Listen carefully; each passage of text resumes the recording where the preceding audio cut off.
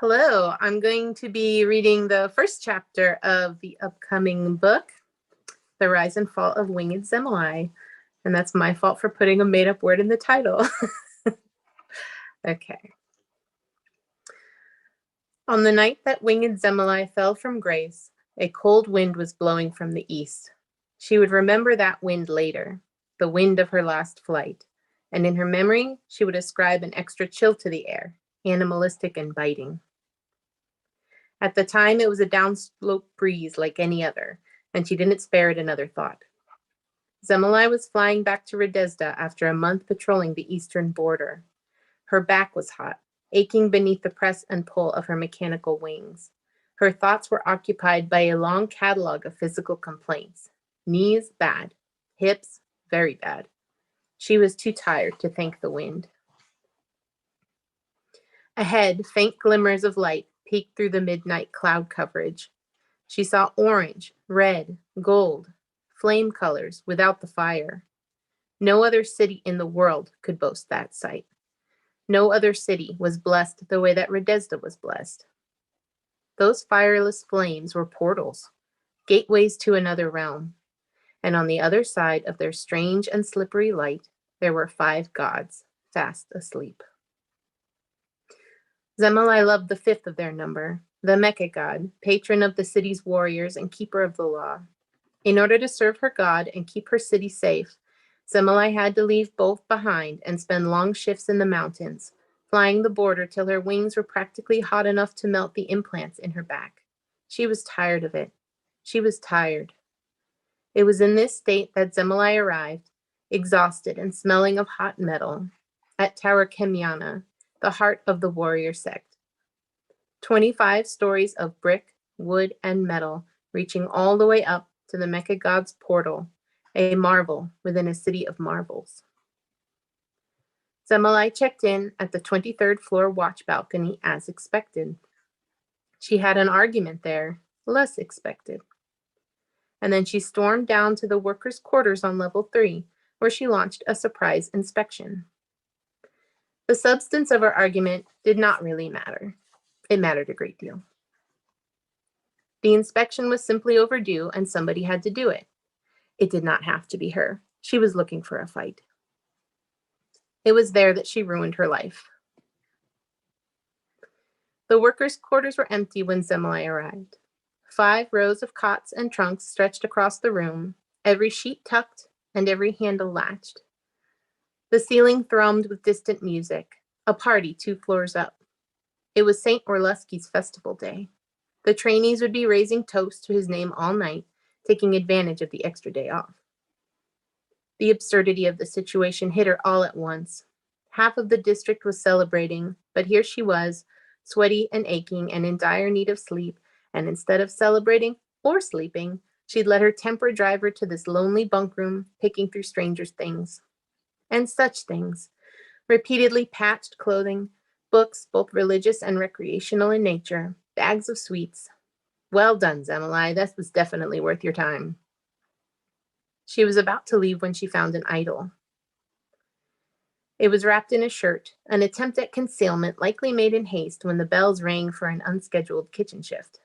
She dug deeper and discovered a false panel at the bottom of the trunk, something that should have been found earlier if anyone took the job seriously. Zemeli sighed and pressed a call button over the cot.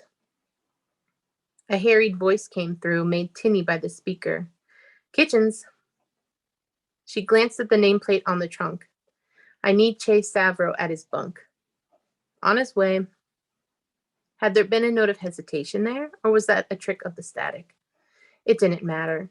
In a minute or 3, the worker would arrive and fall on his belly and deny everything and kick a terrible fuss on his way out the door. But for the minute or 3 until that happened, Zemeli held the idol. It was a beautiful thing, finely wrought of copper and lovingly maintained, molded in the shape of a sleeping figure with its arms crossed over its chest. There was a hint of a face, soft hollows where eyes might be, and the barest lump of a nose, and feet tapering down to a single point like a writing utensil. The scholar god. The door slid open, quiet as a sigh, and Che Savro entered the room. He was an older man, a tired man, his skin faintly blue from decades of cheap enhancements. He didn't protest when he walked in, though he surely knew why he'd been summoned. He only sank to his knees in front of Zemele and waited, letting slip a soft "please" under his breath, like he didn't even notice it escape. A prayer not meant for her ears. And Zemele hesitated. She wasn't uncertain about procedure. The law was perfectly clear, and she didn't pity the man kneeling at her feet. She was accustomed to being implored. But there was a quiet dignity to his resignation, a bone-deep weariness that she felt more and more each day, and she found herself wavering for the first time in a very long time. "How long have you worked in the kitchens?" she asked. His voice was gravelly and low. 15 years. "And how many years have you pretended to serve the worker god?" 20. She appreciated that he didn't lie. There were no time-consuming protests about his true allegiances, his loyalty, some error in her inspection. "Please, winged Zemele, there has been some mistake. This isn't even my bed." Zemele turned the idol in her hands, running her fingers over the silky smooth impressions where other fingers had repeatedly done the same.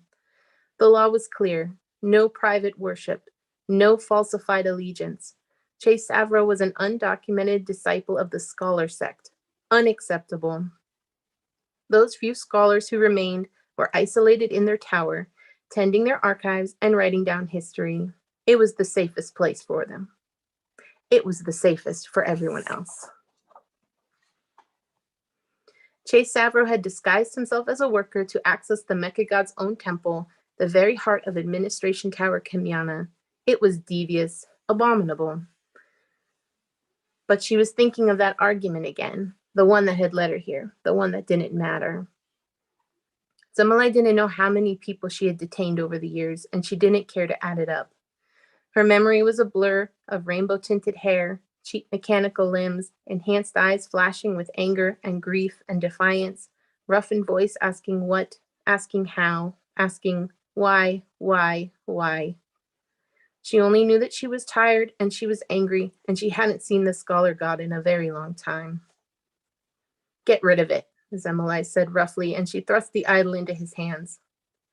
Chase Savro gaped at her. He glanced at the far door, no doubt looking for the warrior trainees who would drag him away to his conviction. Chase Savro had worked in this tower far too long to believe the Mecha god's judgment ever fell in favor of the accused. "The hall is going to empty soon," Zemele said. "I won't tell you twice." He lurched to his feet, the idol clutched to his chest. Zemele watched him go, and her stomach lurched. She told herself it was her liquid dinner to blame. Painkillers washed down with a mug of nerve-deadening sludge. The dose grew larger every year, and she was beginning to suspect her guts would give out before her implants did. She felt giddy. She felt sick. For one fleeting moment, she felt more than a machine, more than the mechanical wings on her back, but also far less. Wings meant nothing if they were not in service to the Mecha god. A hairline crack ran through Zemele's devotion, had, perhaps, been there for decades. She'd expected to break years ago. She'd expected to die screaming in a battle, or berserk in a cage, a fate taken out of her hands, a violent mercy. She hadn't expected the end to come like this, quietly, gently, without fanfare. One small hesitation had opened a window of fresh air in a place that had not breathed clean in ages. Zemele was waking up, but she didn't know it yet. She took an interior elevator to the 15th floor, too weary to exit the tower again and fly up to her balcony.